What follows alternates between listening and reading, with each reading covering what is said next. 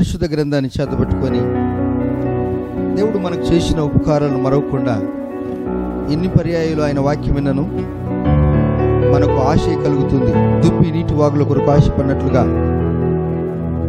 వాక్యం కొరకు మనం ఆశపడదాం. ఆ వాక్యము మన జీవితంలో గొప్ప కార్యాలు జరిగిస్తుంది. ఆ వాక్య దేవుడి అనుదిన ఆహారముగా మనకు దగ్గరగా ఉన్నాడు. ఆ గొప్ప దేవుని స్తుతిద్దామా? నా జీవితకాలం అంతా నేను ఇలాగనే ఉంటాను ప్రభువా అనేది మన యొక్క జీవిత తీర్మానం. ప్రియులారా, దేవుని గణపరుస్తాం, స్తుతిస్తాం. Thank you lord.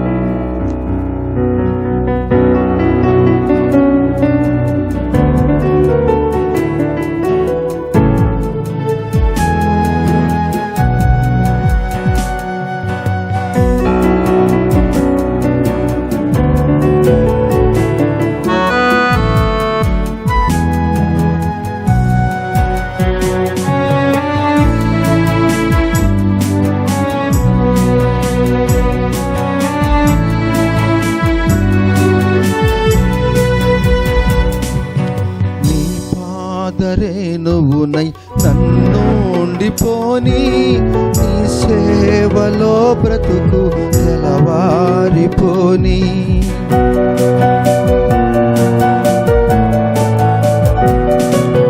నీ పాదరే నువ్వునై నన్ను ఉండిపోని నీ సేవలో బ్రతుకు తెలవారిపోని.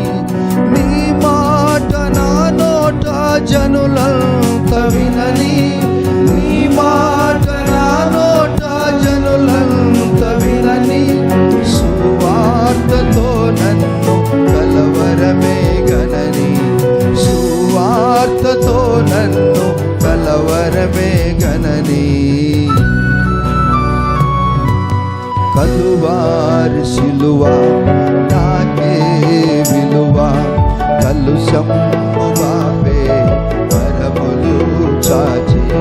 కలువారి సిలువ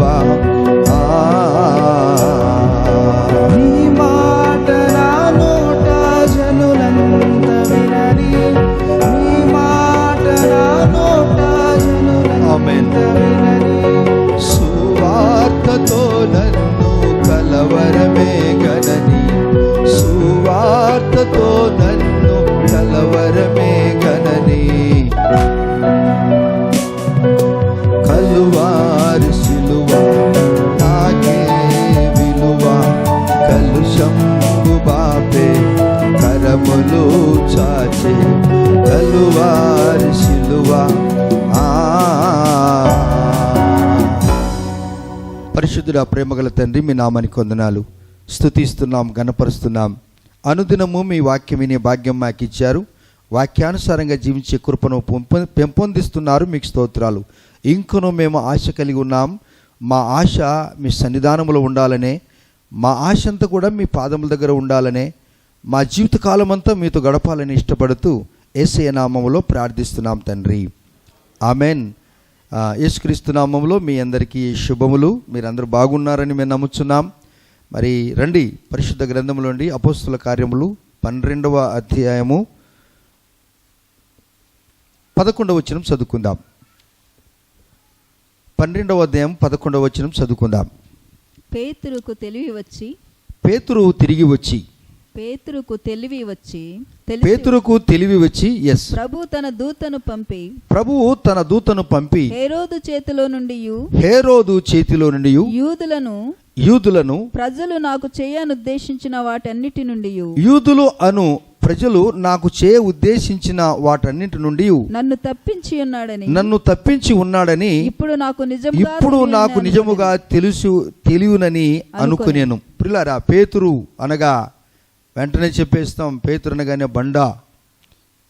సిమోను, పాత నిబంధన గ్రంథములో సిమోను అనేటువంటి పేరుకు సమానమని కూడా చరిత్ర చెప్తుంది. మరి పేతురు అపోస్తులలో పెద్దవాడు గనుక పేతురుకు చాలా మంచి గౌరవం ఉంది అపోస్తులలో. పేతురు సీనియర్ అన్నిట్లలో కూడా. ఈ పేతురు గురించి మనం కొంచెం పరిచయం చేసుకుని ఇంట్రడక్షన్ అయిపోయి తర్వాత వాక్య భాగంలోనికి వెళ్దాం. పేతురు నీళ్ళ మీద నడిచాడు. ఇంతవరకు ఎవరు కూడా నీళ్ళ మీద నడవలేదు. నీవేకేనైతే యేసుతో అంటున్నాడు, అయ్యా నీవేకేనైతే నేను కూడా నీ మీద నీళ్ళ మీద నడవాలన్నాడు. చాలా ఛాలెంజ్ తీసుకున్నాడు. ఓకే పేతురు, నేనే అన్నాడు యేసయ్య. పేతురు అడిగినటువంటి జవాబుకు యేసు ప్రభు వారు కరెక్ట్గా జవాబు చెప్పాడు. ఈయన కూడా దీటుగా నీవే అన్నావు గనుక నా ప్రాణము నీ చేతులు పెడుతున్నా అన్నాడు. గాల్లో దీపం పెట్టినట్టు నమ్మకం పెట్టాడు. నీళ్ళ మీద నడిచాడు. యేసు ప్రభు వారు నీళ్ళ మీద నడిచినట్టే పేతురు కూడా నీళ్ళ మీద నడిచాడు. యేసు ప్రభువులో ఉన్నటువంటి దైవత్వాన్ని గుర్తెరిగారు. అందరు ఏమనుకుంటున్నారు నన్ను పేతురు అని సమాజాన్ని అడిగితే జనసమూహం అంతాయా ఏలియావని, మెస్సేయవని, రానున్న క్రీస్తువని, ప్రవక్తలలో ఒకడవని అనుకున్నారు. మరి పేతురు నువ్వేమనుకుంటున్నావంటే నువ్వు మామూలు మనిషివి కాదు, నువ్వు దేవుని కుమారుడు అన్నాడు. ఆమెన్. అంటే పేతురు అలా దేవుని గుర్తించాడు. తర్వాత పేతురు జీవితాన్ని మనం చూసుకున్నప్పుడు దేవుడు స్వస్థనిచ్చి వరం కూడా ఇచ్చాడు పేతురుకు. సీమోను పేతురులు, యోహాను పేతురు ఒకసారి దేవాలయానికి వెళ్తున్నప్పుడు అక్కడ కుంటివాడు భిక్షమడుకుంటున్నాడు. అప్పుడు అతన్ని యేసునామములో నువ్వు దిగ్గు లేవమన్నాడు. మా దగ్గర వెండి బంగారం లేవని చెప్పాడు. యేసునామములో నిన్ను స్వస్థపరచమనగాని వెంటనే స్వస్థపరచబడ్డాడు. పేతురు యోహానులతోటి దేవాలయానికి వెళ్ళాడు, దేవుని స్తుతించాడు. ఇక పేతురు గురించి చెప్పుకుంటూ పోతూ ఉంటే ఇక ఆయన పరలోక దర్శనం కలిగి పరిశుద్ధాత్మ కలిగిన వాడు. ఆయన ప్రార్థన చేస్తే ఆయనలో ఉన్న పరిశుద్ధాత్మ కూడా వారందరికీ కూడా అనేకులకు అది సంప్రాప్తమయ్యేది. ఆ మాత్రమే కాకుండా యేసు ప్రభు వల్లనే పేతురు కూడా హతసాక్షి ప్రాణం పెట్టాడు. పేతురు అయితే ఉల్టా, యేసు ప్రభు వారైతే సీదా. యేసు ప్రభు వారిని సిలువలో చక్కగా సిలువ వేస్తే, అయ్యా నేను అంత పెద్దోని కాదు, నాకు అట్లా సిలువ వేయొద్దండి, నా కాళ్ళు పైకి పెట్టండి, కాళ్ళుకి తలకాయ కింద పెట్టమని చాలా తన భార్యతో కూడా శ్రమలు అనుభవించాడు పేతురు కాస్త బలహీనుడే, తొందరపాటు కలిగిన వాడే. తొందరగా అంటాడు, మరలా పశ్చాత్తాపడతాడు. ఆయనకున్నటువంటి ఆ చిన్న బలహీనత. అయితే ఏడుస్తాడు. ఓ అని చిన్నపిల్లోడు ఏడిచి, ఓ ప్రభువా నేను తప్పు చేశాను, నన్ను బాగు చేయి ప్రభువా అంటాడు. అందువలన అపోస్తులలో పేతురు లాంటి వాడు ఆ సందర్భంలో ఎవరు లేరు కనుక, పేతురు నాకు తెలుసు నువ్వు దుడుకువాడివే, తొందరపడివాడే, చిన్న చిటికని కోపం కూడా ఉంది, ఏదట్లని కానీ నా గొర్రెలను బాగమేయి, నా గొర్రెలను బాగా మేపు, నా గొర్రెలను బాగా మేపమన్నాడు. ఇలా రా పేతురు అన్నాడు. దగ్గరికి వచ్చాడు. వెంటనే యేసయ్య జోబులు చేయబెట్టుకున్నాడు. ఇది తాళం నీకు ఇస్తున్నాను, ఇది పరలోక రాజ్య తాళం అన్నాడు. హల్లెలూయా. బ్యాంకు తాళం మీకు ఇస్తే ఎటువంటిదో కథ, పరలోక రాజ్య తాళం ఇచ్చాడు. తీసుకున్నాడు, తాళం తీసుకున్నాడు. పేతురును ఇప్పుడు ఈ మాటలు బట్టి ఇంకా అనేకములు ఉన్నాయి పాటలు ఆ పేతురు గురించి గొప్ప కార్యాలు. ఈ మాటను బట్టి పేతురును క్రీస్తు యేసుకు పోల్చవచ్చు. ఆ దినాల్లో యెరూషలేముకు చాలా శ్రమలు వచ్చేసాయి. మీరు అపోస్తల కార్యం 8వ అధ్యాయంలో మీరు చూసినప్పుడు యెరూషలేములో శ్రమలు వచ్చేసాయి. శిష్యులందరూ చెదిరిపోయారు, ఒక్కొక్కరిని కొడుతున్నారు. స్టెఫను కూడా రాళ్లతో కొట్టారు, రాళ్లతో రువి కొట్టారు. రాళ్లతో రువి నడి బజార్లో కొడుతుంటే స్టెఫను నడి రోడ్డు మీదనే పరలోక రాజ్యాన్ని చూశాడు, సింహాసనాన్ని చూశాడు. పరిశుద్ధాత్మ ఆయన మీద కుమ్మరింపబడింది. ఆయన మీద రాళ్ళు రువ్వుతున్నప్పుడు పరిశుద్ధాత్మ దేవుడు వచ్చేశాడు. పరలోక రాజ్యాన్ని చూశాడు. ఎవరిని కూడా ఏం మాట్లాడలేదు, దేవుని కొరకు సాక్షిబిడ్డగా అయిపోయాడు. అదైన తర్వాత అంతటితో ఊరకలేదు. ఈ యొక్క హేరోదు మరి యూదులు కూడా వారి యొక్క నాంది అదేంటనగా క్రైస్తవ బిడ్డలను చంపాలనే. వారి క్రైస్తవ బిడ్డలు చచ్చిపోతే, సేవకులు చచ్చిపోతే, సేవకుల పిల్లలు చచ్చిపోతే, విశ్వాసులు చచ్చిపోతే వారు చాలా ఆనందించేవారు. ఆ దినంలో వారు ఆనందించారు. ఈ దినం కూడా అదే నారు కూడా ఈ దేశంలో కూడా ఉంది. వీరెవరు విస్తరించకూడదు, క్రైస్తవులు ఇక్కడనే ఉండాలి, దాస్యములో ఉండాలి, పాపానికి బంధకములో ఉండాలని అనేకులను హింసించారు. వెంటనే జెబెదయి కుమారుడైనటువంటి యాకోబును హేరోదు చంపించాడు. చంపిన తర్వాత గందరగోళం అయిపోయింది. ఖడ్గముతో చంపించాడు. 12వ అధ్యాయం 1వ వచనంలో యాకోబుని ఖడ్గముతో చంపించాడు. ఇక వారి యొక్క గురి పేతురు మీద పడింది. ఆ దినము శత్రువుల యొక్క గురి పేతురు మీద పడినట్లుగా ఈ దినము మన మీద కూడా శత్రువు వంపుడు ఎంటాడుతున్నాడు. అయితే దేవుని మహాకృప చేత యెహోవా మనకు తోడై ఉండని ఎడల వాడు మనల్ని ప్రాణముతోనే మృంగివేసును కదా. అయితే యేసు ప్రభు వారు మనకు తోడై ఉండటం బట్టి ఈ దినం వరకు మనం సజీవ లెక్కలో ఉన్నాం. ఈ దినము ప్రభు దినములో మనం పాల్గొన్నామంటే ఇది దేవుని యొక్క మహాకృప అని మేము నమ్ముతున్నాం. మీ యొక్క గొప్పతనము నా యొక్క గొప్పతనం కాదు, కానీ దేవుని యొక్క మహాకృప చేతిని మనం బ్రతికి ఉన్నాం. అక్కడి నుంచి పేతురుని ఏం చేశారు? మొత్తానికి పట్టుకున్నారు, చంపటానికే పట్టుకున్నారు. మొత్తానికి అందరు కలిసి ఆయన చెరసాల్లో వేశారు. పేతురు చాలా ఇంపార్టెంట్ అయిన వ్యక్తి, అందువలన ఇతనికి 64 మందిని సెక్యూరిటీ పెట్టారు. ఎంతమందిని? 64 మందిని సెక్యూరిటీ పెట్టారు. మళ్ళీ మీరు పెట్టుకోవద్దండి, సెక్యూరిటీ పెట్టుకుని చాలా డబ్బులు కావాలి. వాళ్ళు పెట్టుకున్నారు కనుక వాళ్ళే సహించారు. పేతురు సెక్యూరిటీ పెట్టుకోలేదు కానీ చెరసాల నాయకులు సెక్యూరిటీ పెట్టారు. ఇతని చెరసాల్లో వేశారు. మధ్యరాత్రి అయిపోయింది. ఆ ప్రక్కన ఒక సైనికుడు, ఈ ప్రక్కన ఒక సైనికుడు ఉన్నాడు. బయట మాత్రము చాలామంది సైనికులు ఉన్నారు. పేతురుని పట్టుకొని ఇదిగో స్టెఫెన్ని చంపినట్లుగా, యాకోబును చంపినట్టుగా ఇతను చంపాలనుకున్నారు. ఆహా, వీరి యొక్క ధైర్యం చెప్పాలండి దేవుని బిడ్డలారా. ఇటువంటి సన్నివేశం కనుక మనకు వస్తే మనం చెప్పవలసిన మాట చెప్పలేక సారి నేను అటువంటి వాడిని కాదు, క్షమించండి ఇడిచిపెడతానేమో. కానీ పేతురు మాత్రము అటు బొంకె మనిషి కాదు, ధైర్యంగా నిలబడ్డాడు. నా యేసు కొరకు నేను ఏమని చేస్తాననుకున్నాడు. బెస్తవాడుగా ఉన్నాడు. గలిలయ సముద్రం పైన ఆయన నడుస్తూ ఉన్నప్పుడు యేసయ్య అతను చూసి నువ్వు రా పేతురు అనగానే వెంటనే వచ్చేసాడు. వారి వలలను విడిచిపెట్టి వచ్చాడు. యేసయ్యని వెంబడించాడు. ఇప్పటి నుంచి నేను నిన్ను చేపలు పట్టువాని కాదు, నిన్ను మనుషులను పట్టు జాలరుగా చేస్తానన్నాడు యేసయ్య. ఆ మాట గుర్తుపెట్టుకున్నాడు. అన్ని విడిచిపెట్టుకొని వచ్చాడు. వచ్చిన తర్వాత ఇప్పుడు చెరసాల్లో ఇవ్వబడ్డాడు.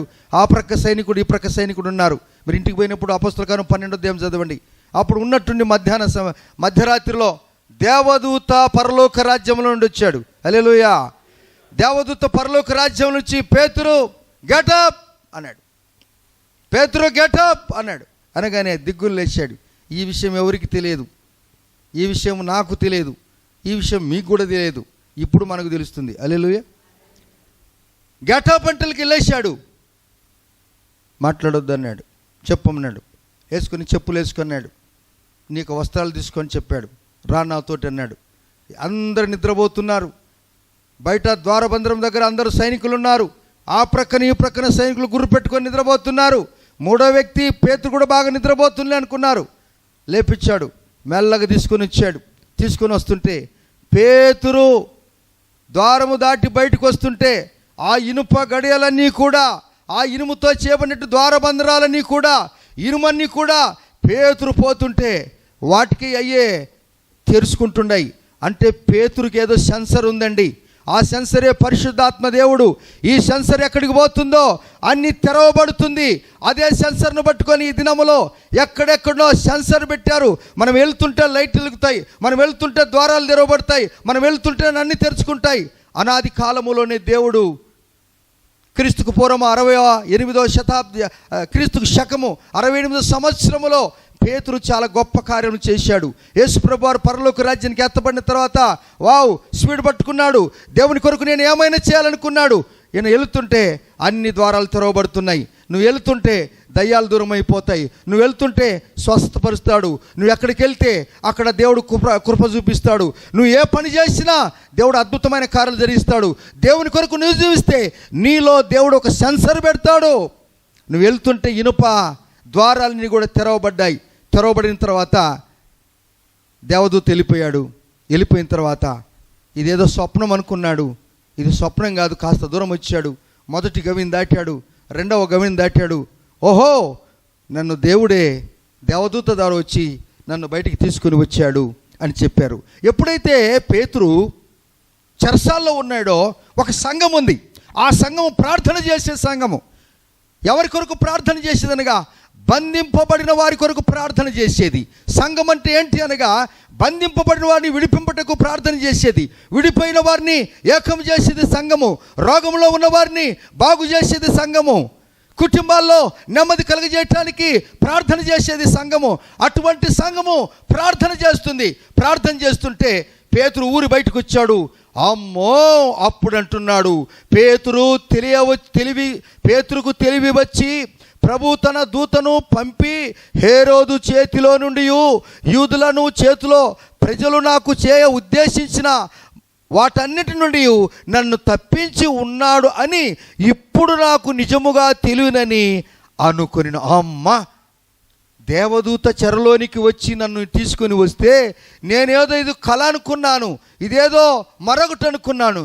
ఇప్పుడు నాకు అర్థమైంది, దేవుడు నీ జీవితంలో అనేక కష్టాలు, నష్టాలు, దుఃఖము, ఏడుపు, కన్నీరు, బాధలు ఏదున్నప్పటికీ కూడా నీకు తెలియకుండానే ఎవరో ఒక దైవజను ద్వారా, ఏదో ఒక వాక్యము ద్వారా, ఏదో ఒక మాట ద్వారా దేవుని కృప నిన్ను వెంబడించటం వలన, పరిశుద్ధాత్మ ప్రేరేపణతో దేవుడు నిన్ను ఇడిపించింది నీకు ఎప్పుడు అర్థమవుతుందంటే నువ్వు పరిపూర్ణంగా విడుదల పొందినప్పుడే నీకు పరిపూర్ణంగా అర్థమవుతుంది. దేవుని బిడ్డలారా, అలాంటి వాడు దేవుడు. కంటికి కనబడని, చెవికి వినబడని, హృదయానికి అగోచరమైన కార్యాలు చేస్తాడు యేసయ్య. పేతురు చెరసాలకు వెళ్ళాడంటే అతనికి ఏమీ ముందు తెలియదు. పట్టబడ్డాడు, పట్టించుకున్నాడు. మొన్నటి దినమున యాకోబు బలి అయిపోయాడు, ఆ మొన్నటి దినమున స్టెఫెను వెళ్ళిపోయాడు. నేను కూడా వెళ్ళిపోతాను, నా దేవుని కంటే ఎక్కువగా ఏది కూడా లేదనుకున్నాడు. అయితే దేవుడు అన్యాయస్తుడు కాదు. దేవుడు అన్యాయస్తుడు కాదు. ఇప్పుడు ఆయన దూరంగా వచ్చాడు. వచ్చిన తదుపరి అర్థమవుతుంది, ఓహో, నేను బయటకు వచ్చాను, దేవుడు నాకు సహాయం చేశాడని ఒక చిన్న తలంపు వచ్చింది. 12వ వచనంలో ఇట్లు ఆలోచించుకొని అతడు మార్కు మారు పేరు గల ఒక యోహాను తల్లి అయిన మరియ ఇంటికి వచ్చాడు. చాలు, చాలా అద్భుతమైన కార్యాలు. ఇప్పుడు నేను ఎక్కడికి వెళ్ళాలి? మరియా అనగా మార్కు తల్లి అయిన మరియా ఇంటికి వచ్చేసాడు. మార్కు తల్లి అయిన మరియా ఇండ్లు ఏ ఇండ్లు? ఆ ఇండ్లు అంటే ప్రార్థన ఇండ్లు. చప్పలు కొట్టి తెలుసుద్దామా? ప్రార్థన చేసే గుంపు అక్కడ ఉంది. అక్కడ అనేక మంది ప్రార్థన చేస్తున్నారు. పేతురు చెరసాల్లో ఉన్నాడు, వారి కొరకు ప్రార్థన చేస్తున్నారు. ఎవరు? మరియా ఇంటిలో ఉన్నవారు. మరియా అంటే చేదు అనే ఇంటిలో ప్రార్థన జరుగుతుంది. చేదును దేవుడు మధురంగా చేశాడు. మారాను దేవుడు మధురంగా చేశాడు. నిన్ను నన్ను మధురంగా చేశాడు. ఒకప్పుడు చేదే మన జీవితము. దేవుడు మధురంగా చేస్తే ఆ కుటుంబం ఇప్పుడు ఎట్లా ఉందనగా అనేక మంది ప్రార్థన చేస్తున్నారు. హల్లెలూయా. మీ ఇంట్లో ఇలాగ మార్చబడాలి.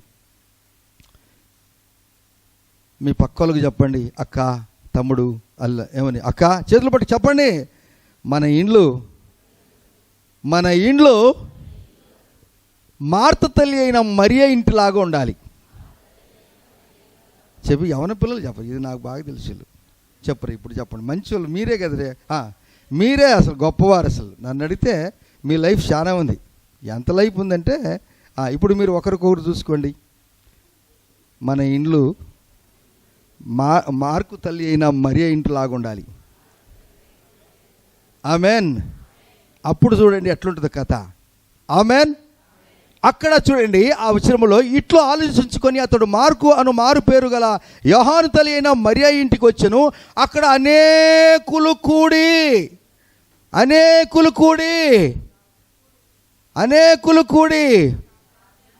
అబ్బా, మీరు మంచి మాట చెప్పారండి.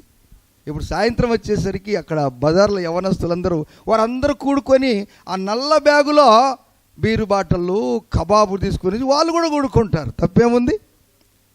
ఏంటి, కొందరు ఈ సాయంత్రం వెళ్ళిపోయిందంటే వాళ్ళు ఎవరు ఇంకొకరు ఆ చీట్లు వేసేవారు కూడా వస్తారంట, వాళ్ళు కూడా కూడుకుంటారండి. ఇంకా కూడుకుంటారు, ఆ డబ్బులు వేసుకొని ఈ డబ్బులు కూడుకుంటారు. లాస్ట్లో కొట్లాడుకొని వెళ్ళిపోతారు. ఆ గుంపులో మీరు ఎవరు కూడా ఉండకూడదు. నన్ను కూడా అడిగాడు ఒక ఆయన, ఏం పాస్టర్ గారు మీరేం సీట్ వేయరా అన్నాడు. ఏం కథ అంటే, సీట్ నాకు వద్దులేండి. మరి ఆ పాస్టర్ చేస్తారంటే నాకు వద్దులే సార్ కథ, నాకు వద్దు సార్, ఆయన పేరు వద్దు, నాకు తెలుగు, ఎవరొద్దు, వారి ఇష్టం బాబు, నాకు సంబంధం లేదు. నేను దేవుని మీద ఆధారపడ్డాను,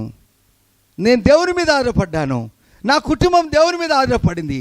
దేవుడు నాకు ఏది ఏం కావాలని చేస్తాడు. వీరందరూ కూడుకొని ఏం చేస్తున్నారు? ప్రార్థన చేస్తున్నారు. ఆమెన్. ఏం చేస్తున్నారు నాయనా? ప్రార్థన ఏం చేశారు బాబు? ప్రార్థన చేశారు.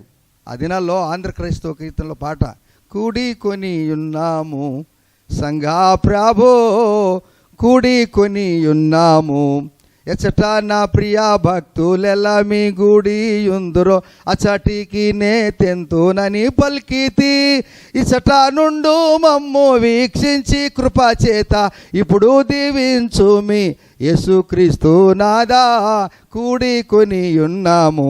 పాస్టర్గా ఏం పాడారు చెప్పండి మళ్ళీసారి అంటే మీరు ఇప్పుడు పాడలేరు ఈ పాట. ఏండి, అవునా?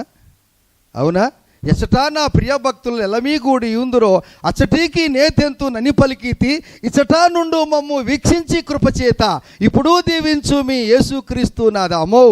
దేవుడు తన బిడ్డలకు ఇచ్చినటువంటి ఆ ప్రార్థన వాళ్ళందరూ ప్రార్థన చేస్తున్నారు. ఎవరి కోసం ప్రార్థన చేస్తున్నారు? అప్పుడు మళ్ళీ చెప్పండి, ఎవరి కోసం ప్రార్థన చేస్తున్నారు? పేతురు కొరకు ప్రార్థన చేస్తే పేతురు రానే వచ్చేసాడు. చప్పుడు కొట్టి తెలుసుద్దామా? పేతురు రానే వచ్చేసాడు. తలుపు తట్టుతున్నాడు. ఏం తడుతున్నాడండి? ఇప్పుడు పేతురు స్థలంలో ఎవరని చెప్పాను నేను? యేసు ప్రభు పేతురుకు సాదృశ్యంగా ఉంటున్నాడు. ఓకే, ఇప్పుడు ఆయన మీరు ప్రార్థన చేసే స్థలానికి తప్పకుండా వస్తాడు. ఎంతమంది నమ్ముతారా?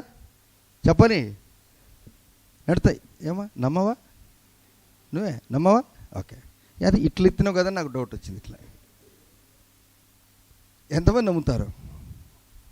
తేడా వచ్చేసిందా లేదా? ఓకే, కొందరు చేతులే బరువు అయినది, నేను ఏం చేయలేను.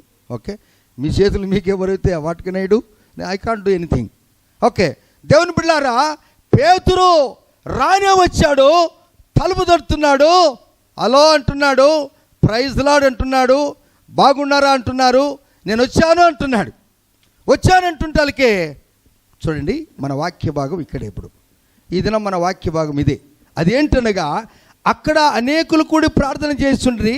అతడు వాకిటి తలుపు తట్టుచుండగా రోదె అను ఒక చిన్నది ఆలకించుటకు వచ్చెను.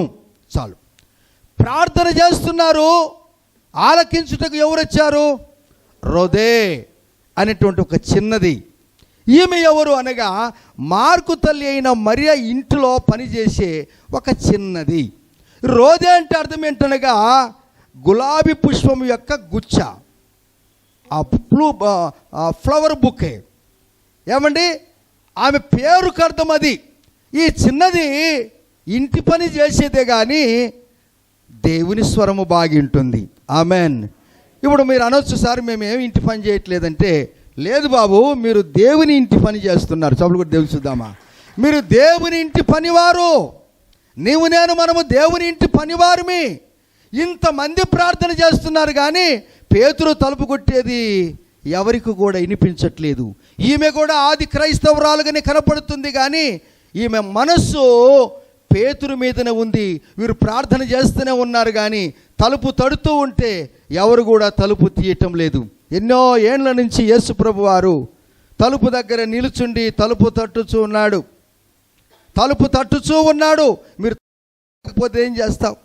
ఆ సులమితి సొలొమోను రాజు వచ్చాడని ఎరిగి లోపల పండుకొని ఉంటే, ఆ యొక్క సొలొమోను రాజు అక్కడికి డోర్ దగ్గరికి వచ్చేసరికి, తలుపు దగ్గరికి వచ్చేసరికి జల్లున గుప్పున ఒక సుగంధ ద్రవ్యము లోపలికి వచ్చిందట. వచ్చినప్పుడు ఆమె అంటుంది, నేను పోయి తొందరగా నా ప్రియునికి తలుపు తీద్దామని అనుకుంటూనే ఉంది. నేను లేచి తొందరగా వెళ్ళి పోదునని 3వ అధ్యాయం, పరమగీత 3వ అధ్యాయము, నేను పోదును అనుకుంటుంటే అప్పుడు ఆయన ఈమె లేచిపోయేసరికి ఏమమ్మా ఈమె తలుపే తీయలేదని చెప్పి వెళ్ళిపోయాడు. అనేక పర్యాయాలు యేసు ప్రభు వారు మీ హృదయం అనే తలుపు దగ్గరికి వచ్చి, ఓ నా ప్రియ కుమారుడా, నీ జీవితంలో నేను గొప్ప కార్యాలు చేస్తాను, నీతో కలిసి ఉంటాను, నా సహవాసం నీతో ఉంటుంది, నేను కలిసి పనిచేద్దాము, నా వాక్యం మీలో ఉంచుకోండి, నా మాటలు మీలో ఉంచుకోండి, మీరు బహుగా ఫలించుట వలన నా తండ్రి మహిమ పరచబడును, ఇందువలన మీరు నాకు శిష్యులు అనబడుదురన్నాడు యేసయ్య. ఈ మాటలు అనేక పర్యాయాలు దేవుడు తన బిడ్డల ద్వారా చెబుతూనే ఉన్నాడు కానీ మనం మాత్రము దానికి చెవి యొగ్గకపోతే, ఒక చిన్నది, ఆమె పేరు రోదే. ఈ రోదేని గురించి మనం ధ్యానించుకుంటున్నప్పుడు ఆమె ఆలకించి చూడండి, అతడు తలవాకిటి తలుపు తట్టుచుండగా రోదే అను ఒక చిన్నది ఆలకించుచూ ఉన్నది. ఆమె పేతురు స్వరము గుర్తుపట్టి, ఎవరు స్వరం గుర్తుపట్టింది? బైబిల్లో ఈ రోదే అనే పేరు ఇక్కడే కనపడుతుంది, ఇంకెక్కడ కనపడదు. ఈ చిన్న అమ్మాయి, ఈ చిన్నవారిని గురించి దేవుడు చాలా ప్రాధాన్యత చేశాడు. చిన్న పిల్లలంటి మనసు గలవారిది పరలోక రాజ్యం. ఏం మనసు అంట? చిన్న పిల్లలంటి మనసు గలవారిది. చిన్నపిల్లలు అప్పుడప్పుడు బయట ఆడుకుంటుంటారు కదా, ఏదైనా కానీ చిన్న ఆట ఆడుకుంటారు. సాయంత్రం మళ్ళీ వాళ్ళు కొట్లాడుకొని అటు ఇటు మమ్మీ వాడు కొట్టాడు, మమ్మీ వాడు కొట్టాడు, మమ్మీ ఎవడు కొట్టాడు, వాడు మమ్మీ వాడు కేటేసాడు, మమ్మీ వాడు కొట్టాడు నేను వాడిని కొడతా పదా అని కొట్టి అప్పుడు తృప్తి అయిపోదు. మళ్ళా పొద్దున్నే వాడు మరలా నిన్న కొట్టిన వాడి దగ్గరికి వెళ్తాడు వాడు. ఆమె కానీ ఈ పెద్దవాడు మాత్రము ఎవడైనా నేను ఒక మాట అంటే సచ్చిన కానీ నేను ముఖము చూడను అని మీకెట్ట తెలుసు?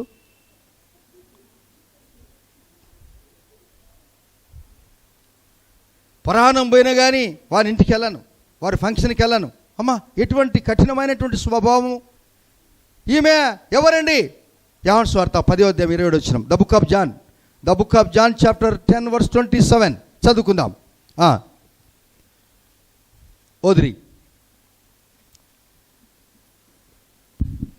ఏం తోటి తీస్తారు? నా గొర్రెలు నా స్వరం వినును, నా గొర్రెలు నా స్వరం వినును, నేను వాటిని ఎరుగుదును, అవి నన్ను వెంబడించును. నన్ను ఇప్పుడు రొదే ఎవరి స్వరం విన్నది? యేసయ్య స్వరం విన్నది. పేతురు స్థానంలో ఎవరున్నారు చెప్పాలి? యేసయ్య స్థానంలో ఎవరున్నారు? పేతురు ఉన్నాడు. ఇప్పుడు దేవుని స్వరం వినాలంట. అంటే యేసు ప్రభు వారి స్వరము ఈమె గుర్తుపట్టింది. అలాగనే పేతురులో యేసు ఉన్నాడని ఈమె గుర్తుపట్టింది. ఎవరు గుర్తుపట్టారు? హృదయ గుర్తుపట్టింది. దేవుడు మిమ్మల్ని అదే చెబుతున్నాడు. ఎందుకు ఈ స్వరాన్ని ఈమె గుర్తుపట్టిందంటే యేసు ప్రభులో ఉన్న శక్తి పేతురులో ఉందని గుర్తుపట్టింది.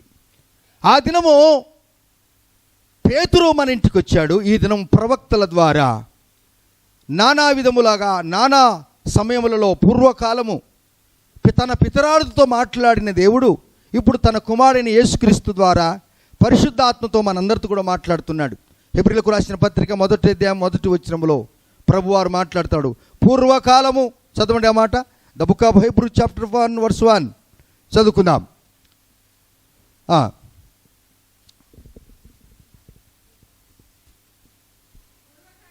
పూర్వకాలమందు నానా సమయములోను నానా విధములుగాను ప్రవక్తల ద్వారా మన పితరాలతో మాట్లాడిన దేవుడు ఈ దినముల అంతమందు కుమారుని ద్వారా మనతో మాట్లాడుచూ ఉన్నాడు. Amen, amen.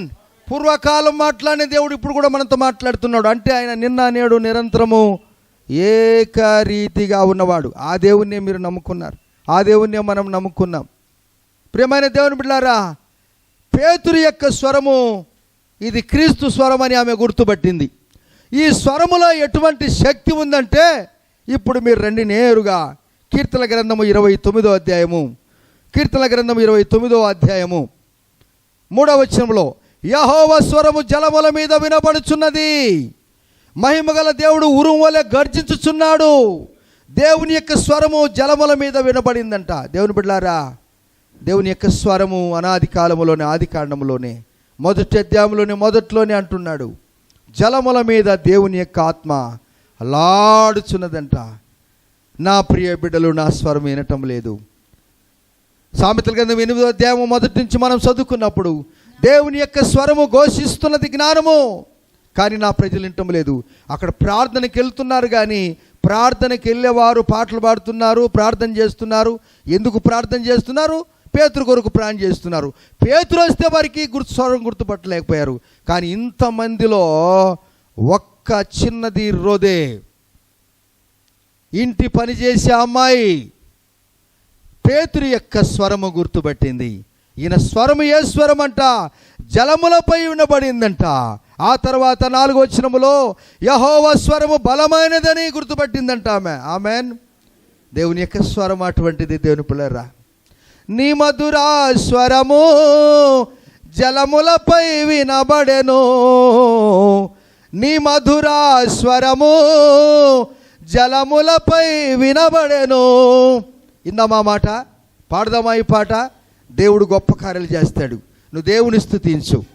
నీలో ఉన్న బలహీనత ప్రభువారు తీసివేస్తాడు. ఎప్పుడో తెలుసా? నువ్వు దేవునికి ఇష్టముగా నీ హృదయపూర్వకంగా దేవుని స్తుతించినప్పుడు, పూర్ణ హృదయముతో దేవుని ఆరాధించినప్పుడు. జీవిత కాలమంతా నేను రోగములో ఉన్నాను అని అనుకోవద్దు. నా దేవుడు నన్ను బాగు చేస్తాడనేటువంటి తీర్మానం తీసుకుంటే దేవుడు నీ నమ్మకాన్ని బట్టి దేవుడు నిన్ను విడుదల దయచేస్తాడు, అద్భుతమైన కార్యాలు జరిగిస్తాడు. క్రీస్తుని స్వరము విన్ విందును ప్రభువే పలికినప్పుడు మధుర స్వరమే అది, మెల్లాని స్వరమే అది, మధుర స్వరమే అది, మెల్లాని స్వరమే అది. క్రీస్తుని స్వరము విందును ప్రభువే పలికినప్పుడు మధుర స్వరమే అది, మెల్లాని స్వరమే అది, మధుర స్వరమే అది, మెల్లాని స్వరమే అది.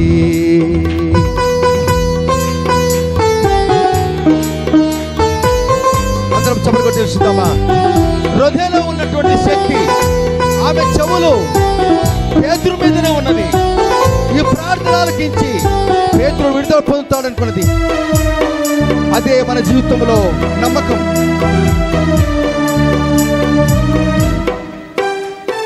నీ మధురా స్వరము జలములపై వినబడెను, నీ మధురా స్వరము జలములపై వినబడెను. అనుదిన జీవితములో, అనుదిన జీవితములో అనుసరించదనిను,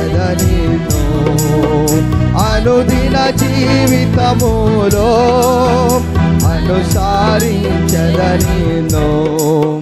క్రీస్తుని స్వరము విందును ప్రభువే పలికినప్పుడు మధుర స్వరమే అది, మెల్లాని స్వరమే అది, మధుర స్వరమే అది, మెల్లాని స్వరమే అది. దేవుని యొక్క స్వరము ఎవరు విన్నారు? రోధే. రోధే అంటే అర్థం ఏంటండి? గులాబీ పువ్వు గుచ్చ అండి, గులాబీ పువ్వు. అమ్మో చూడండి, పేరుకు తగ్గట్టుగా జీవిస్తున్నారు. మీరు కూడా పేరుకు తగ్గట్టుగా జీవించండి. దైవజనుడు ఏదైనా పేరు పెట్టాడంటే ఆ పేరు తగ్గట్లు మీరు ఉన్నారా లేరా అని మీ ఇంటిలోకి వెళ్ళి బైబిల్లో లేక అద్దంలో చూసుకొని ఆ పేరు ప్రకారం మీరు ఉన్నారా లేదా చూడండి. ఎంతమంది ప్రార్థనలో ఉన్నారు కానీ పేతురు స్వరం ఎవరున్నారండి? ఎవరున్నారు? రోదే. ఒకసారి వినపడుతుంది ఈ రోదే పేరు, బైబిల్లో ఎక్కడ దొరకదు నీకు. చూడండి, ఈమె చిన్నదే కానీ గొప్ప కార్యాలు చేస్తుంది. చిన్నవారు ఎక్కువ గొప్ప కార్యాలు చేస్తారట. యేసు ప్రభు వారు 3 దినాలు మీటింగ్ పెట్టాడు. ఎక్కడ? కొండ మీద. అందరు వెళ్ళారు. 5,000 మంది పురుషులు వచ్చారు. ఆ దినాల కుటుంబ నియంత్రణ లేదు. ఒక్కొక్క ఇంట్లో 5, 6, 7, 12 మంది ఫుట్బాల్ ప్లేయర్లు, కబడ్డీ ప్లేయర్లు, బాస్కెట్బాల్ ప్లేయర్లు ఉండేవారు, హాకీ ప్లేయర్లు ఉండేవారు. ఆ అమ్మ నాన్నలకు భలే సంతోషం. ఆ పిల్లలందరూ పెద్దోడు చిన్నోడు నడిపోడు కుప్పలు కుప్పలుగా పోతుంటే మమ్మీ డాడీ అంటుంటే మమ్మీ అంటుంటే వాళ్ళకి చాలా సంతోషం. నాకు ఎంతమంది తెలుసా? 12 మంది పిల్లలు. 12 మంది. అబ్బా, గర్వకారణం. ఇలాంటి వారు అందరూ మీటింగ్కి వెళ్ళారు. మీటింగ్కి వెళ్తే యేసు ప్రభు వారు వీరిని ఆకలిగా ఇంటి పంపేసి ఇష్టం లేదు. అందుకే మొదలనాగి కూట ఆಮೇల ఊట అన్నాడు పెద్ద ఆయన ఒక కన్నడలో. మొదట కూటము, ఆ తర్వాత ఊట అంటే భోజనము. అందుకే దైవజనులు ఎక్కడికి వెళ్ళిన కానీ విశ్వాసులు, అయ్యా రేపు ప్రార్థన మీరు పెడుతున్నారు, మేము భోజనానికి స్పాన్సర్ చేస్తామంటారు. దేవుడు మిమ్మల్ని అందరినీ దీవించును గాక. ఆమెన్. అదే దేవుని యొక్క కృప. నువ్వు ఆ విశ్వాసులకు బువ్వ పెడితే దేవుడు నీ జీవితకాలం అంతా నిన్ను ఆరోగ్యంగా ఉంచుతాడు. వేసే ఆమెన్. దేవుని కృప అండి అది. దేవుని కృప అండి. నీ ఇంట్లో నువ్వు అన్నం తింటే నీకు ఆకలి తీరుతుంది కానీ ఆశీర్వాదం రాదు. అదే తేడా. కానీ నువ్వు ఇతరులకు పెడితే నీకు ఆశీర్వాదం వస్తుంది. చప్పలు కూడా తెలుసుద్దామా? ఇతరులకు పెడితే నీకు ఆశీర్వాదం వస్తుంది. జాగ్రత్త. ఇతరులకు పెడితే నీకు ఆశీర్వాదం వస్తుంది. మరి హృదయం ఒక్కటిన్నది దేవుని యొక్క. అప్పుడు ఆ చిన్నవాడి దగ్గరికి వెళ్ళినప్పుడు యోహాను సువార్త 6:9 అంటాడు, ఈ చిన్నవాడి దగ్గర 5 రొట్టెలు 2 చిన్న చేపలు. అమ్మో, ఆ చిన్నవాడు 5 రొట్టెలు 2 చిన్న చేపలు పెడితే యేసు ప్రభు వారి చేతిలోనికి వచ్చింది ఆ పైకం. వారి అమ్మ ఏం సండే స్కూల్కి పోయిందో లేదో, లేక ఈ పిల్లోడు కూడా సండే స్కూల్కి పోయిందో లేదో తెలియదు. ఆ దినాలు సండే స్కూల్ ఉందో లేదో మనకు అది కూడా తెలియదు.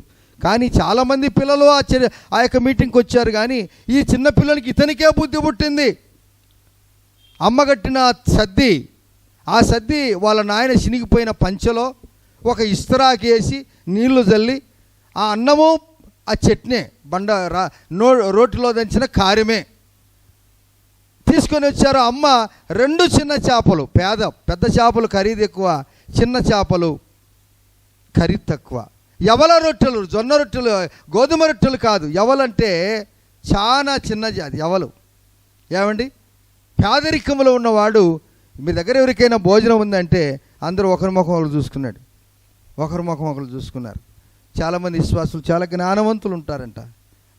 పాస్టర్ గారు అనౌన్స్ చేశారంట ఒకసారి, ఏమండి మీరు ఏమనుకోద్దండి, మీరు అందరూ బర్రెలు కలిగి గేదెలు కలిగిన వాళ్ళు, ఆవులు కలిగిన వాళ్ళు మంచి చిక్కటి పాలు తీసుకొని రండి అని చెప్పి 2 క్యాన్లు పెట్టాడంట బయట.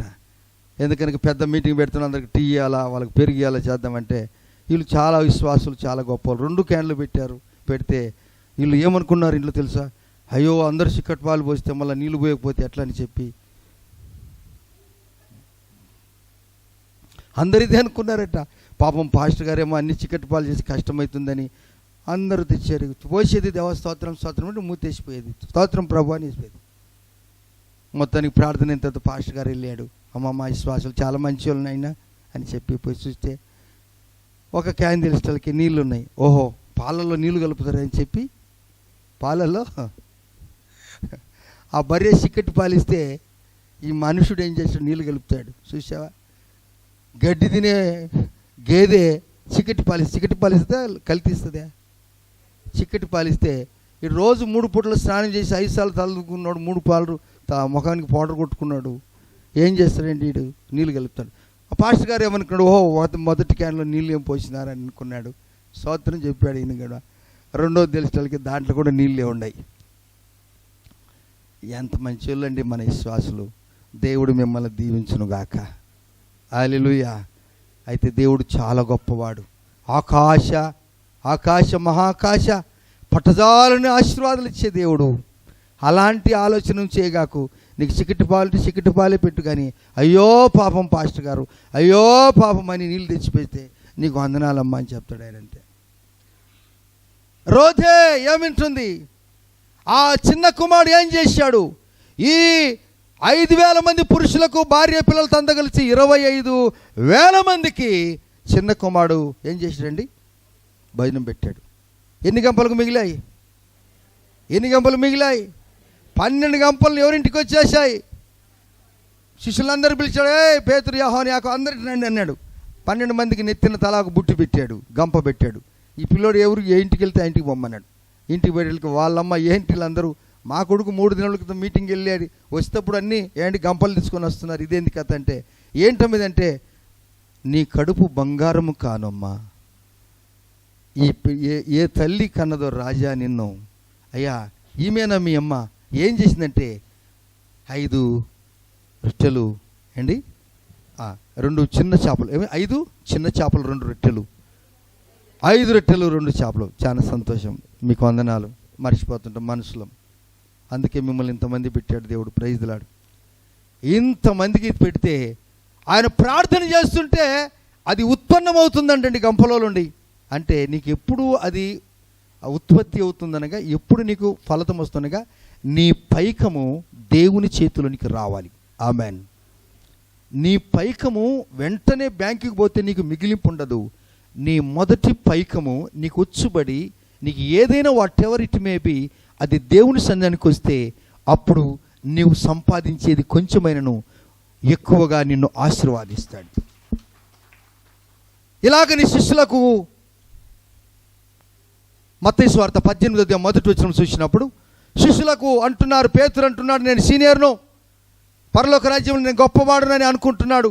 ఇంకా కొందరు గొప్పవాడని అనుకుంటున్నప్పుడు యేసయ్య అన్నాడు, మీరందరిని రమ్మన్నాడు. అందరినీ రౌండ్గా నిలబెట్టాడు. ఒక చిన్న బిడ్డను ఎత్తుకొని మీరందరూ మారు మనసు పొంది, హల్లెలూయా అనడం లేదా? మీరందరూ మారు మనసు పొంది ఈ చిన్న బిడ్డ లాంటి మనసు మీకు కలిగి ఉండాలి. ఎప్పుడే కానీ మీకు ఎవరైనా పెద్దవారు లేక చిన్నవారు ఏదైనా ఒక మాట అంటే, నాకు పెద్దవాడు అన్నాడు లేని అనుకుంటే మీరు చాలా మంచి వాళ్ళండి. చప్పలు కూడా దేవుని చూద్దామా. తగ్గించుకున్నారండి. ఆయన నన్ను అన్నాడు, చర్చికి వెళ్తే పాస్టర్ గారు నన్ను చూసే చెప్పాడు, నా కొరకే వాక్యం చెప్పాడు, నా కొరకే వాక్యం. ఓహో, ఇదంతా నీ కథ, ఇది నీకు యేసయ్యకు అసలు గిట్టనే గిట్టదు. కనపడే పాస్టర్ని నువ్వు ప్రేమించకపోతే, నేను దేవునికి స్తోత్రం, నేను ఎక్కడికి వెళ్ళిన కానీ నేను ఒక మాట చెప్తాను. ఏం చెప్తాను సార్? దేవుడు నాకు మంచి శ్వాసలను ఇచ్చాడు. ఈ పులిపుట్టు మీద నేను చెప్తున్నాను. ఎస్, ఇట్ ఈస్ ట్రూ, నేను నమ్ముచున్నాను. కానీ అనవసరంగా నేను ఎవరితో కూడా మాట్లాడను, అనవసరమైన మాటలు కూడా నిమిత్త పలకను, మిమ్మల్ని గౌరవించి మాట్లాడతాను. అది నాకున్నటువంటి దేవుని కృప. ఇప్పుడు ఇంత చిన్నవారికి దేవుడు ప్రాధాన్యత ఇచ్చాడు. దేవుని సంఘంలో చిన్న మనసు ఉన్నవాడికి, పెద్దవాడైనా కానీ, వయసులో పెరిగినా కానీ, మనసు పెరగకపోతే ప్రయోజనమేముంది? నీ వయసు నా వయసు పెరుగుతున్నందు కొలది నీ మనసు అనేటువంటిది పెద్దగా లేకపోతే, ఈ చిన్న పిల్లవారి హృదయం గురించి మనం నేర్చుకోవాలి. ఈమె ఏం చెప్తుందో తెలుసా? కీర్తన గ్రంథము 29వ అధ్యాయంలో 4వ వచనంలో, యెహోవా స్వరము బలమైనది, యెహోవా స్వరము ప్రభావము గలది. ఎండిపోయిన ఎముకలు లోయలో పడి ఉన్నప్పుడు ఆయన ప్రభావము చేత లెక్కింప శక్యము కాని మహా సైన్యముగా నిలబెట్టినటువంటి స్వరమని ఈ చిన్నది గుర్తెరిగింది. అందుకని దేవుని యొక్క స్వరాన్ని వినటానికి ఎప్పుడు కూడా మనము నిరాకరించక అలిసిపోకుండా ఉండాలి. రండి, మీరు ఇలాగ చదువుకుంటూ పోతుంటే చాలా ఉంటుంది. రండి, మీరు హృదయ దగ్గరికి రండి, చిన్నదాని దగ్గరికి రండి.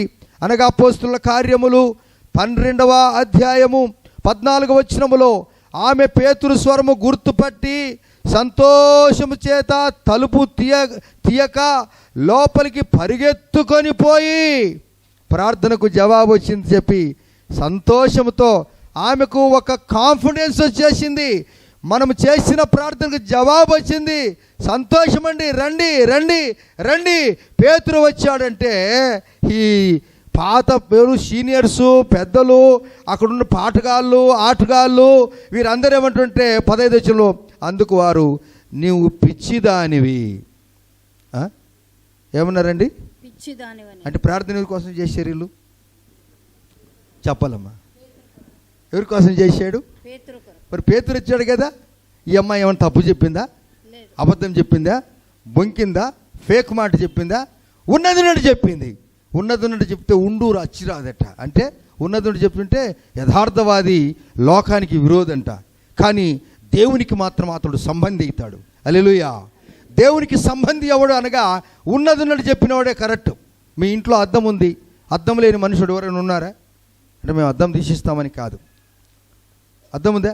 మీ అద్దము మీకు కరెక్ట్గా చెప్తుందా? మిమ్మల్ని గురించి చెప్తుందా? మీ తల్లం గురించి చెప్తుందా? మీ చెవులు, మీ కళ్ళు, మీ బట్ట, డ్రెస్సులు ఎలా కరెక్టేనా? అద్దము నిజం చెప్పినట్టుగా అంతకంటే అద్దం కంటే గొప్పవాడు మన ప్రభువైన యేసుక్రీస్తు వారు ఉన్నట్టు చెప్తాడు. Praise the Lord. ఇప్పుడు అంటున్నారు నీవు పిచ్చిదానివి. చదువు, కంటిన్యూ. అందుకు వారు నీవు పిచ్చిదానివనిరి. అయితే తాను చెప్పినదే నిజమని ఆమె దృఢముగా తెలిపినప్పుడు, చిన్నది ఏం చెప్పిందండి? లేదు. ఏం చెప్పిందండి? లక్కీ అజయ్ అంటారా లేదా? కరెక్టా? లక్కీ అజయ్ నిజమేనా అంటే నువ్వు ఎన్ని మాటలు చెప్పు, నువ్వు ఎన్నైనా చెప్పు, నేను చెప్పింది రైట్ అన్నది. ఎవరన్నారు? ఇంట్లో పని చేసే బిడ్డ. చబలు కూడా తెలుసుద్దామా? ఇదే మనకు వాళ్ళకు తేడా. చిన్నపిల్లలకు చాలా అధికారం ఇచ్చాడు. చిన్నపిల్లలకు అధికారం ఇచ్చాడు. చిన్నపిల్లలంటే మనసు గలవాడిది పరలోక రాజ్యం. అందుకే కొందరు చాలా పెద్దగా కనపడతారు, కానీ వారి మనసు చాలా మెత్తగా ఉంటుంది. ప్రత్యేకంగా క్రైస్తవ బిడ్డల మనస్సు చాలా మెత్తనిది. ఆమేన్. ఎందుకనగా మన యేసయ్య చాలా మెత్తనివాడు. మనం కఠినంగా ఉండకూడదు. వీరు ఎంత చెప్పినా కానీ నేను చెప్పింది కరెక్ట్ అన్నది. వీళ్ళు ఎంతమంది మార్కులు వేసిన కానీ ఒక్కరికి కూడా మార్కులు రాలేదు, కానీ ఈ చిన్న చెప్పిన మాటకే మార్కులు వచ్చాయి. సంఘములో ఒక అమ్మాయి స్వార్థ చెప్పింది వీరికి. సంఘములో ఒక అమ్మాయి దృఢపరిచింది. ఇది పేతురు స్వరమని, ఇది యేసుక్రీస్తు వారి స్వరమని ఒక పని చేసే అమ్మాయి దృఢపరిచింది. అలాగనే మనము జీవించినట్లయితే నువ్వు పట్టుకున్న దానికి తప్పును కూడా పట్టుకున్న దానికి, నేను పట్టుకున్న కుందేలికి 3 కాళ్ళు కాదు, కుందేలికి 4 కాళ్ళే ఉంటాయి. అయితే ఈ తల్లి ఏం చెప్పిందనగా, ఇది పేతురు స్వరమే. ఎవరి కొరకైతే మేము ప్రార్థన చేశామో, ఎవరి కొరకైతే మేము ఎదురు చూస్తున్నామో, ఏదైతే మేము ఆశించామో యేసుక్రీస్తు నామములో అది యేసయ్య మా ఇంటికి తెచ్చాడు. అది మన ఇంటికి తెస్తాడు యేసయ్య. నీ నమ్మకము నిన్ను హెచ్చిస్తుంది. నువ్వు నమ్మితే దేవుని యొక్క మహిమను నువ్వు చూస్తావు. ఎన్నో సాక్ష్యాలు చెప్తున్నారు కదా దేవుని బిడ్డలు. నమ్మకంగా మీరు పని చేస్తే నమ్మకమైన వానికి దీవెనలు మెండు. నమ్మకమైన వానికి దీవెనలు మెండు. పేతురు తలుపు దగ్గర నిలుచున్నాడని తెలిసాను, అందుకు వారు నువ్వు పిచ్చిదాని అన్నారు. అయితే వారు తాను చెప్పినదే నిజమని దృఢంగా చెప్పాను. వారు అతని దూతాన్ని కూడా మరలా అంటున్నారు. చూడండి, ఎటువంటి నమ్మకం లేని క్రైస్తవులుగా ఉన్నారు. వీరిని నామకార్థ క్రైస్తవులు అని అంటారు. నామకార్థ క్రైస్తవులు ఎలా అంటారంటే, అమ్మ ఆదివారం కదా, చర్చికి పోకపోతే బాగుండదు కదా ఒక జాతి. మరొక తెగ ఎట్లుంటుంటే, చర్చికి పోకపోతే పాస్టర్ గారు ఫోన్ చేస్తాడు, అది ఒక జాతి. ఇంకో, అమ్మ ఈ దేవుడు సెలవిచ్చాడు కదా అందుకు చర్చికి పో. ఈ మూడు కారణాలు కాదు. ఆయన మరణించి తిరిగి లేచి ఆయన నిన్ను కూడా లేపాడు కనుక ఆ పునరుత్థాన శక్తిని నువ్వు అనుభవించాలంటే 100% 6 దినములు పని చేయి, 7వ దినమున ప్రభు సన్నిధిలో నువ్వు ఆనందించు. ఆమెన్. అది నిజమైనటువంటి క్రైస్తవ జీవితం. ఒక చిన్నది దేవుని యొక్క స్వార్థ చెప్పింది, నమ్మిన దాన్ని గట్టిగా పట్టుకున్నది, స్వార్థ చెప్పింది. ఆయన స్వరము అందుకంటాడు, ఆ దినము పేతురు ఏ విధంగా తలుపు తట్టినట్టుగా ఈ దినం యేసు ప్రభు వారు కూడా మనందరికీ తెలిసిన మాట. ప్రకటన గ్రంథం 3వ అధ్యాయం 20వ వచనములో, ఇదిగో నేను తలుపు నద్ద నుండి నిలుచుండి తలుపు తట్టుచున్నాను, ఎవడైనను నా స్వరము విని తలుపు తీసిన ఎడల. చూసావా, ఆ దినము పేతురు స్వరం విన్నటువంటి రోధే దృఢముగా నమ్మింది, ఈయనే నమ్మింది, ప్రార్థనకు జవాబు వచ్చింది నమ్మింది. కానీ ఎన్నేళ్ల నుంచి నువ్వు ప్రార్థనకు వచ్చావు దేవుని బిడ్డ? దేవుడంటే ఊరికి ఒట్టిగా వచ్చిపోతున్నావా? గట్టి మాటలతో దృఢంగా చెప్తున్నావా? దృఢంగా నువ్వు నమ్మినట్లయితే ఇప్పుడు అంటున్నాడు దేవుడు, ఇదిగో నేను తలుపు నొద్ద నిలుచుండి తలుపు తట్టుచున్నాను, ఎవడైనను నా స్వరం విని తలుపు తీసినట్లా నేను అతనితోనూ అతడు నాతోనూ కలిసి. అందుకే కలుసుకున్నారు వాళ్ళు. కానీ వారికి అవగాహన రాలేకపోయింది. దేవుడు తన యొక్క మధురమైన స్వరమును మనకి వినిపించాడు. హృదయ బైబిల్లో ఒక్కసారి రాయబడింది, చిన్నది ఇంట్లో పనిచేసేదే కానీ దేవుని యొక్క స్వరం ఎన్నది. మోకరిద్దాం. నువ్వు క్రీస్తు స్వరం వింటావా? యేసయ్య స్వరం వింటావా? పేతురు కంటే గొప్ప స్వరము. ఆయన స్వరము జలములో పయ్యనబడింది. ఆయన స్వరము ప్రభావము గలది. ఆయన స్వరము అద్భుతమైన స్వరము. ఆయన స్వరము అగ్ని జ్వాలను ప్రజ్వలింపజేస్తుంది. ఆయన స్వరము అరణ్యమును కదిలిస్తుంది. అది కాదేశు అరణ్యమును కదిలిస్తుంది. దేవుడు స్వరము ప్రభావము గలది. దేవుని యొక్క స్వరము. ఆయన స్వరం వింటున్న మీరు ధన్యులు, మనము ధన్యులము. ఆయన స్వరం గురించి చెప్పిన నేను కూడా ధన్యుడినే. నామకార్థంగా ఎవరు ఉండొద్దండి. వెళ్దామంటే వెళ్దామని ఎవరు రావద్దండి. అలాగుంటే జీవితకాలములు ఎప్పుడు గొప్ప కార్యాలు జరగవండి. చవి చూడవండి మీరు. ఆ కార్యాలను చూడాలంటే హృదయ ఆ చిన్నది ఇంటిలో పని చేసేదే కానీ దేవుని యొక్క స్వరం వినబడింది. మార్కు తల్లి అయిన మరియా ఇంటిలో ఉన్న ఒక చిన్న పనికత్తె, చిన్నది. ఈ హృదయ గులాబీ పుష్ప గుచ్చం నిజముగా ఎటువంటి చెవులు కలిగి విన్నటువంటి ఈ తల్లి దేవుని స్వరం విని దృఢముగా చెప్పినటువంటి ఈ బిడ్డను గురించి మనం తెలుసుకున్నాం. కొంతమటికి తెలుసుకున్నాం, అంత కాదు. అయితే నీవు కూడా దేవుని స్వరం వింటావా? నువ్వు విన్నట్లయితే ఇదిగో యేసయ్య తలుపు నొద్ద నుండి, నీ హృదయం అనే తలుపు నొద్ద నుండి తరచుగా ఆయన తట్టుచున్నాడు. నా ప్రియ కుమారుడా, కుమార్తె, ఎన్నో ఏళ్ళ నుంచి గాలిలో, ఎండలో, వర్షంలో నేను తట్టుకొని తాలుకొని ఉన్నాను. తలుపు తీయవా? నీ హృదయం అనే తలుపు తీయవా? ప్రియులారా, మీకు తెలియదా? మీ హృదయము దేవుని యొక్క ఆలయం. మీరు నా కొరకు తలుపు తీస్తే మీరు ఎంతమంది కూర్చొని భోజనం చేసినా మీకు తృప్తి ఉండదు. కానీ ఆ భోజనంలో నేను పాల్గొంటేనే అక్కడ అందం వచ్చేస్తుంది, తృప్తి ఉంటుంది. అనుదినము యేసయ్యతో కలిసి మనం భోజనం చేద్దామా? అనుదినము ఆయన్ను నీ భోజనపు బల్ల చుట్టూ నీ పిల్లలు ఒలీవ మొక్కల వలె వందరు. భోజనం చేసి మునుపు ఆకలైందని త్వరగా తినేస్తావా? నో. కానీ యేసయ్యను ఆహ్వానించకుండా నువ్వు భోజనం చేయొద్దు. యేసయ్యకు చెప్పకుండా ఏ పని చేయొద్దు. దేవుడు నీ జీవితంలో గొప్ప కార్యం జరిగిస్తాడు, అద్భుతమైన కార్యం జరిగిస్తాడు. ఎస్,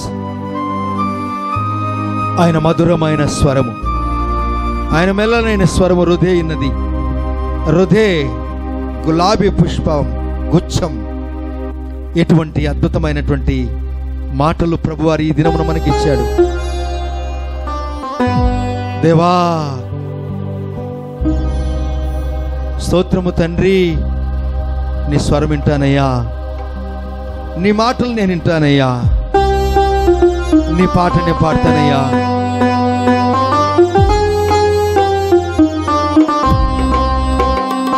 ఎస్,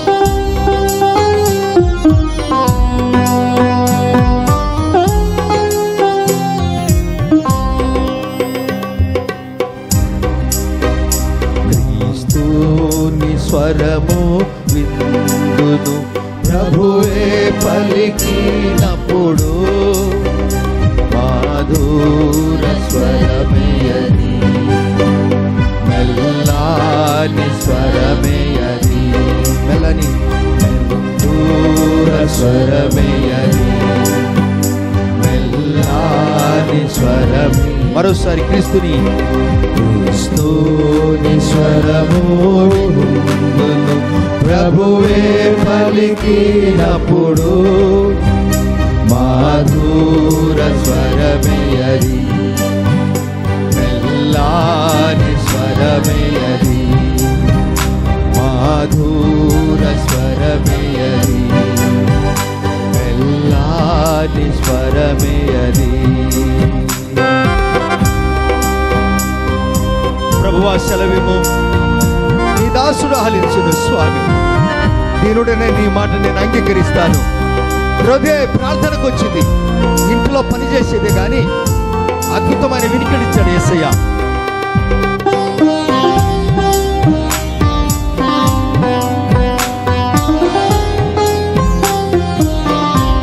దేవా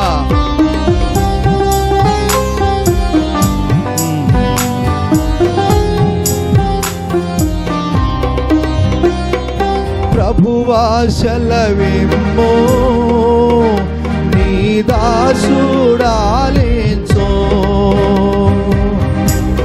దేవాన్ని ఆలకిస్తానయ్యా. హృదయ ఏ విధంగా నేను వింటాను స్వామి.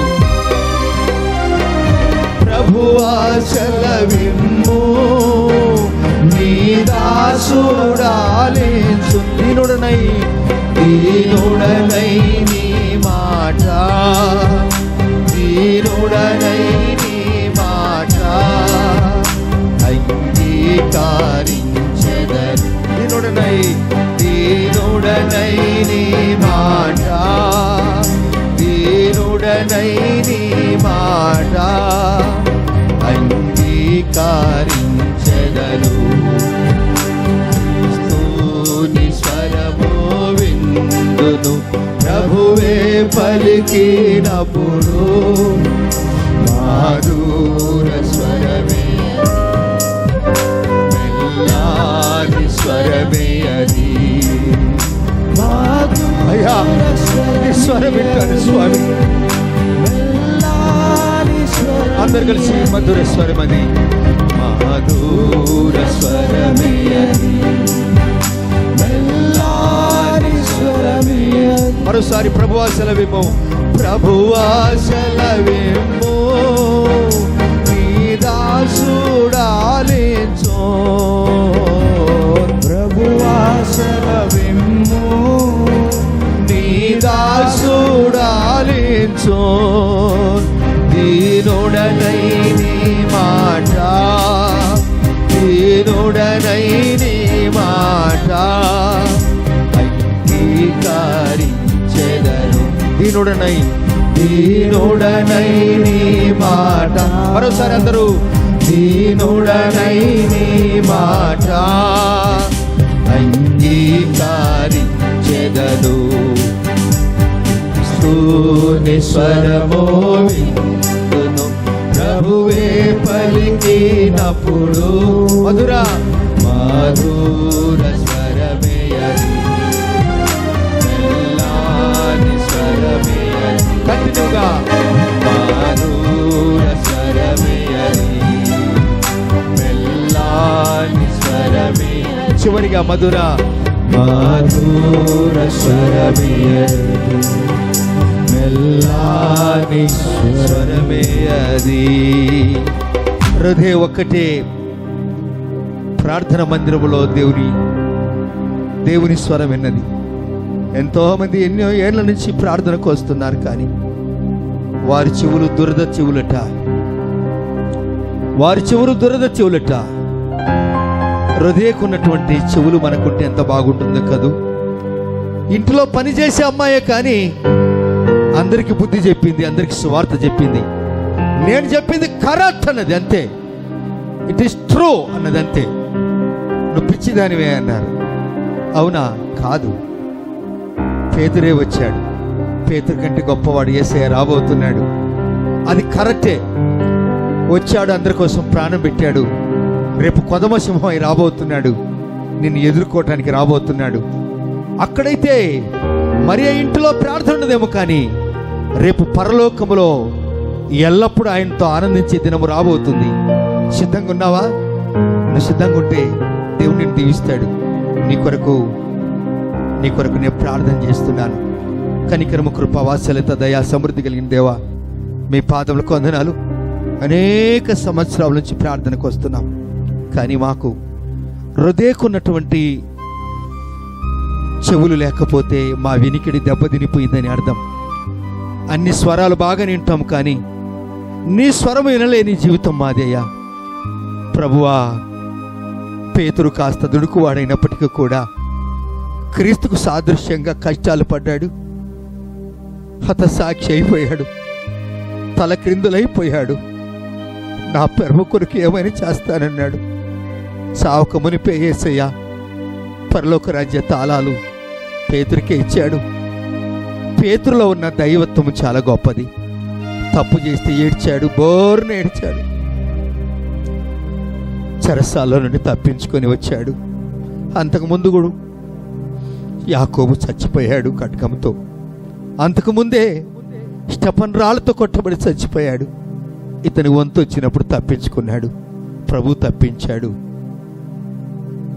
మరియా ఇంటికి వచ్చేశారు, ప్రార్థన చేశారు, అద్భుతమైన కార్యాలు జరిగించాడు యేసయ్య రాబోతున్నాడని మేము గుర్తెరిగాం.